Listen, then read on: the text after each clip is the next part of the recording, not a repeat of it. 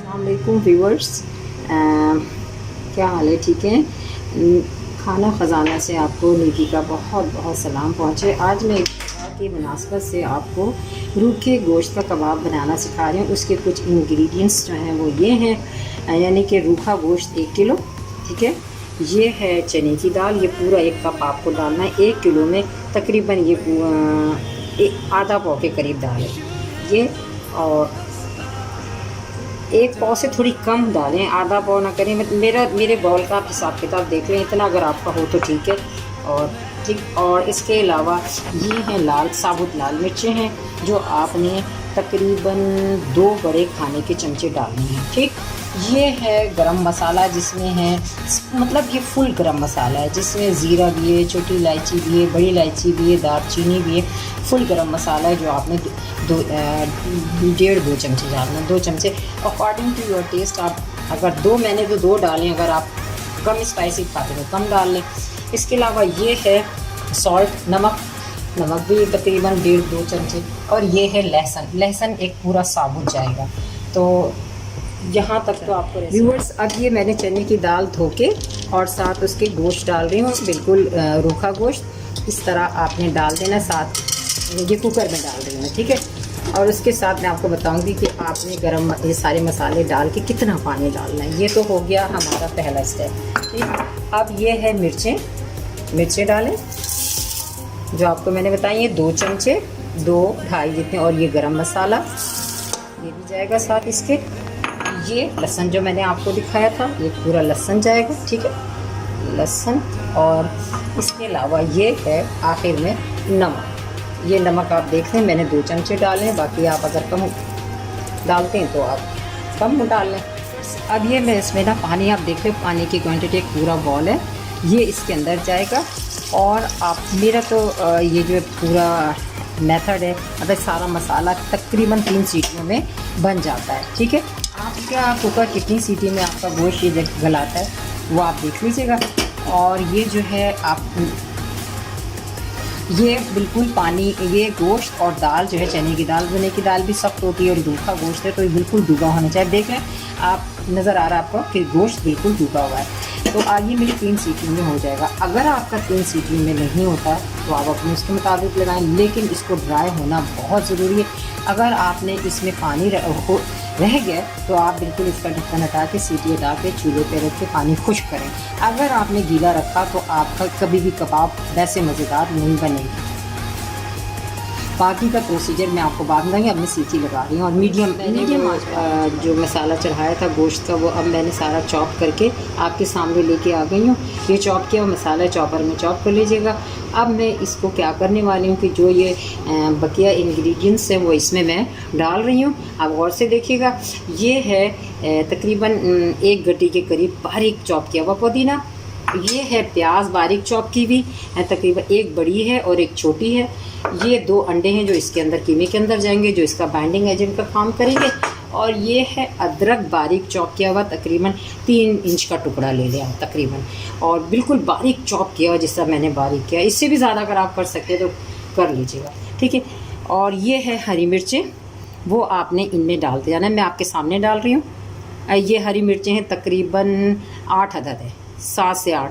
बाकी आपकी मर्ज़ी, आप जितना कर सकते हैं, मगर इसका फ्लेवर बहुत अच्छा होता है। बिस्मिल्लाहिर्रहमानिर्रहीम। ये मिर्चें, हरी मिर्चें, कोई चीज़ ज़ाया भी नहीं करें, सब कुछ साफ़ किया करें, इससे बरकत होती है। ये हरा धनिया, पुदीना। और ये है बारीक चॉप किया हुआ अदरक, 3 इंच का टुकड़ा, ठीक है। और ये है बारीक चॉप की हुई प्याज, इसको, और 1 बड़ी और 1 छोटी, ठीक है। ये हो गई। अब आपके सामने मैं जो हूँ, ये अंडे जो हैं उनको तोड़ के डालूँगी। 1 किलो गोश्त में 2 अंडे लाजमी हो। ये बाइंडिंग एजेंट का आपको पता है काम देते हैं। अब मैं इसको अपने हाथ की मदद से, ग्लव्स, आप गर्मियाँ बहुत हैं तो ग्लव्स पहनती हूँ तो वो स्लिप होने लगता है सारा गोश्त, तो इसलिए मैंने हाथ अपने अच्छी तरह से वॉश कर लीजिएगा। आप ग्लव्स से करना चाहें ठंडे इलाके में तो कर सकते हैं, मगर मैं इस वक्त फ़िलहाल आपके सामने हाथ से कर रही हूँ। बिस्मिल्लाहिर्रहमानिर्रहीम।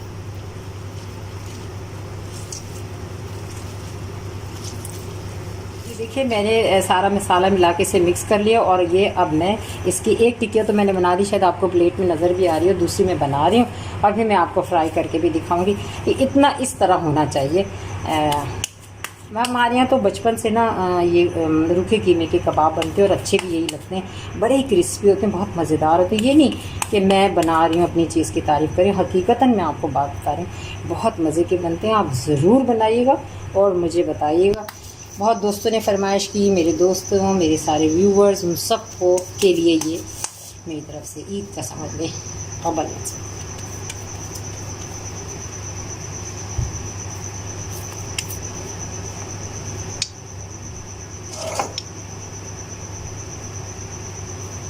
और आप इसको डीप फ्राई कर, मैं करके दिखाऊंगी जब मैं बनाऊंगी ना। ये जो आपको नज़र आ रहा है, अगर आप चाहें तो इनको बिल्कुल ही पीस करके भी डाल सकते हैं, लेकिन यही बड़ा अच्छा सा फ्लेवर देता है वो में।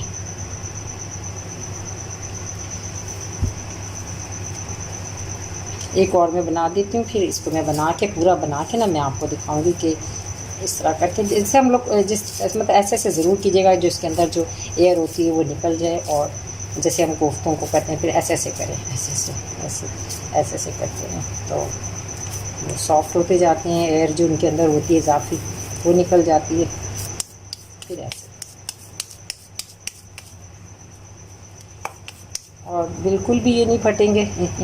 अगर आपको लगे कि बहुत ज़्यादा रूखा है और फटने का अंदेशा है तो 1 घंटा बेशक और भी डाल सकते हैं आप। और मैंने एक बात और आपको बता दूं कि वो लहसुन मैंने 1 डाला था, 1 किलो गोश्त था, तो अगर ज़्यादा 2 लहसुन, इतने वो ज़रा छोटा था, 2 डाल लें तो ज़्यादा अच्छा है, ठीक है। एक आप एक तो मैंने तो खा के देखा है, बहुत मज़े का इसका एक ही का फ्लेवर है, लेकिन अगर आप डालना चाहते तो 2 डाल लें। अब इसको हम फ्राई करेंगे, ठीक है। ये 3 आपके सामने नाज़रीन। अब ये देखिए मैं ना फ्राइंग पैन में इनको फ्राई कर रही हूँ, तो शैलो फ्राई करना है, आहिस्ता, मतलब बिल्कुल मीडियम आंच पे होना चाहिए। और इसके बाद मैं जब इसको निकालूंगी तो आपको बताऊँगी। आप इसे बर्गर में भी इस्तेमाल कर सकते हैं, बच्चों को भी दे सकते हैं, चटनी, शाम की चाय में, पुलाव और बिरयानी। ये मैं निकाल रही हूँ और इसको टिश्यू पेपर के साथ साथ रखती जा रही हूँ ताकि वो अपना ना ऑयल जस्ट हो जाए इसका। और ये बहुत मतलब 2-3 कप ऑयल आपको डालना पड़ेगा बिल्कुल, क्योंकि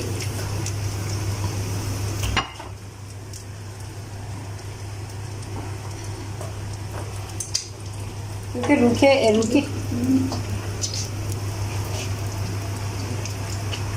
ये क्योंकि रूखे गोश्त के कबाब हैं, इसलिए इसमें ऑयल ज़रा ज़्यादा बढ़ता है।